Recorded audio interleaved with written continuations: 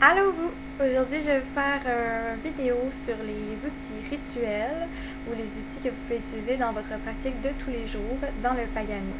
Alors je vais vous parler de tous les outils qui sont importants, les outils de base et un peu aussi des outils qui sont un peu moins de base.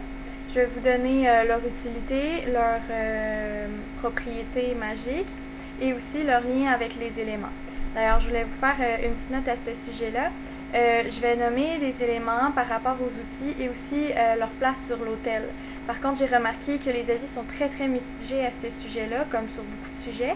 Donc, moi, je vous invite à vérifier pour votre propre pratique à vous, choisir ce qui vous convient le mieux. Alors, moi, je vais vous parler de la façon que moi, je procède et je vous conseille d'aller checker sur Internet pour voir s'il y a une autre façon qui vous conviendrait pas mieux à vous.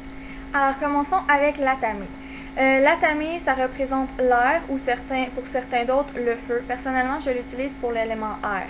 Donc, sur l'autel, on va le placer soit au sud pour le feu ou soit à l'est pour l'air.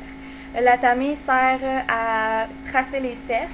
Donc, ça sert à rediriger l'énergie. Ça peut vous servir aussi à graver, que ce soit sur des chandelles ou sur des planches de bois. Peu importe ce que vous avez à graver pendant vos rituels, votre atame va être là pour vous aider. Voici mon atame. Et j'en vois déjà venir avec la critique. Mon atame n'est pas conforme à, si on veut, la règle. Mais ça, je vais vous en parler un peu après. Donc, officiellement, un atame devrait avoir un manche noir, éventuellement en bois, et il devrait avoir un double tranchant. Toutes ces choses-là, mon atame ne l'a pas. Alors, le manche est en métal, il est doré, et il est à un seul tranchant. Je vais vous expliquer tout simplement pourquoi. C'est que moi, je vous conseille vraiment d'y aller avec votre feeling. Comme dans n'importe quoi en magie, il faut toujours y aller avec votre feeling. Les règles, elles sont là pour vous guider, c'est selon moi là. Les règles sont là plus pour vous guider que pour autre chose. Et c'est sûr que c'est beaucoup plus pratique. Un atame au manche noir par rapport justement à l'énergie et au double tranchant, ça vous aide à mieux rediriger l'énergie. C'est vrai tout ça. Par contre, moi, j'ai pas trouvé d'atame aux manches noires qui me plaisait. Et cet atame-là, quand je l'ai vu la première fois, j'étais pas en recherche d'un atame.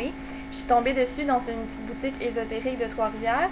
Il coûtait vraiment pas cher et il m'a vraiment beaucoup appelé. Je trouvais ça incroyable qu'il soit aussi pas cher.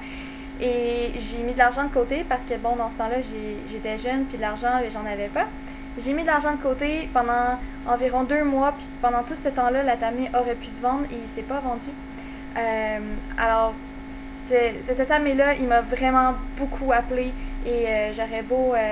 j'ai essayé au début, je l'ai acheté juste pour décorer mon hôtel, mais vraiment, à chaque fois que je faisais des rituels, je le voyais sur mon hôtel, puis j'avais envie de prendre lui au lieu de mon autre atame noir que j'avais en attendant d'en trouver un vrai. Donc, moi, je vous dis, allez-y vraiment avec le feeling. Mais si vous tenez à être plus conventionnel, eh bien oui, c'est ça. Alors, le manche doit être éventuellement en bois, il doit être noir et il doit avoir une lame à double tranchant. Le prochain outil que je vais vous montrer, c'est la baguette. Ma baguette à moi est en construction. J'attends d'être très inspirée pour la faire parce que la baguette, vous avez un lien très étroit avec elle, tout comme l'atame, c'est ce que je crois. Donc, c'est tellement recommandé de la faire vous-même, d'aller vous promener dans le bois ou au parc, d'essayer de vous ouvrir et de demander à la nature de vous envoyer la bonne baguette pour vous. Et vous seriez surpris du nombre de bouts de bois que vous pourriez trouver qui serait finalement juste la bonne grosseur, de la bonne forme que vous voudriez pour avoir votre baguette. Ça peut être vraiment très surprenant. Vous pouvez aussi en acheter, c'est certain, là, c'est pas que je vous le déconseille, pas du tout, là. Il y a des très belles baguettes sur le marché.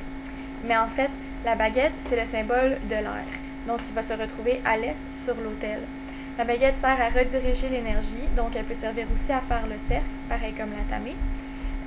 Il faudrait éventuellement que votre baguette parte du bout de votre majeur jusqu'au creux de votre coude ou du bout de votre majeur jusqu'à votre épaule, si vous aimez les plus grosses baguettes. D'ailleurs, à ce sujet-là, petite parenthèse pour en revenir à l'atame, j'ai pas pensé de vous dire que mon atame à moi est la longueur d'une dague. Mais il y a beaucoup de gens qui aiment utiliser des épées rituelles en tant qu'atame. Donc, vous pouvez avoir un atame qui soit à la grandeur que vous voulez. Vraiment, l'important, c'est que vous soyez à l'aise avec cette grandeur-là, que ça n'entrave pas au mouvement. Sinon, pour en revenir à la baguette, alors la baguette devrait partir du bout de votre majeur jusqu'au creux de votre coude ou du bout de votre majeur jusqu'à l'épaule. Éventuellement, vous devriez avoir une pierre au bout. C'est pas toutes les baguettes qui en ont. Moi, je vous conseille d'en avoir une parce que, encore une fois, c'est une question d'énergie.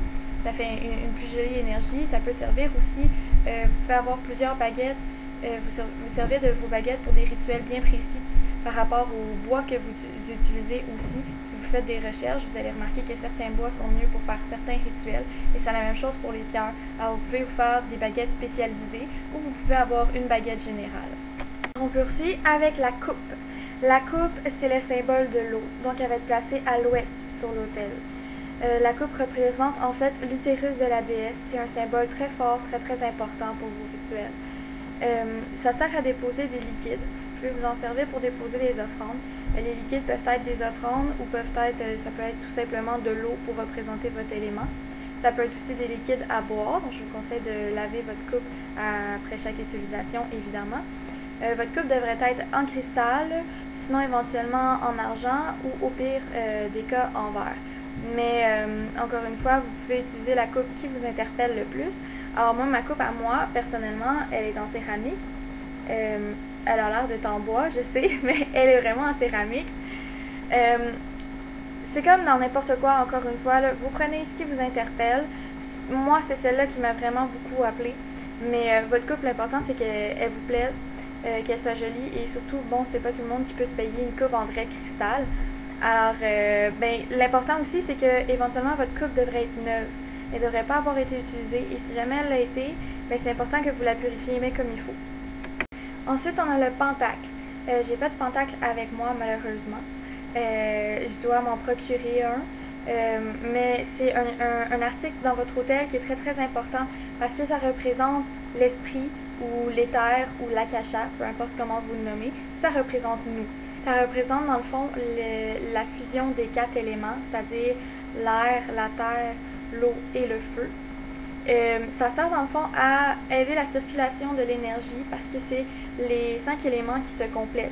C'est ce que représente le pentacle. Le pentacle, il s'agit d'une pièce ronde ou carrée qui est avec au centre un pentacle, donc une étoile à 5 branches.